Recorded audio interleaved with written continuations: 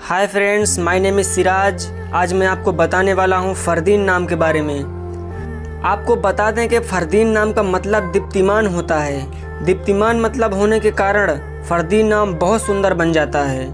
फरदीन एक इस्लामी नाम है और यह लड़कों के लिए इस्तेमाल किया जाता है। फरदीन नाम उर्दू ज़ुबान से लिया गया है। बात करें इनके लकी नंबर की तो इनका लकी नंबर है 2 और बात करें इनके लकी दिन की तो इनका लकी दिन है शुक्रवार और मंगलवार। और बात करें इनके लकी कलर की तो इनका लकी कलर है ब्लू और वाइट, मतलब नीला और सफ़ेद। बात करें इनके लकी स्टोन की तो इनका लकी स्टोन है पेरीडोट, मतलब पन्ना रत्न। पन्ना रत्न कीमती होने के कारण इसे धारण करना हर किसी में संभव नहीं है। ऐसे में पन्ना रत्न का उपरत्न पेरीडोट, जिसे मनी स्टोन भी कहा जाता है। बात करें इनके लकी मेटल्स की तो इनका लकी मेटल्स है सिल्वर और ब्रोंज।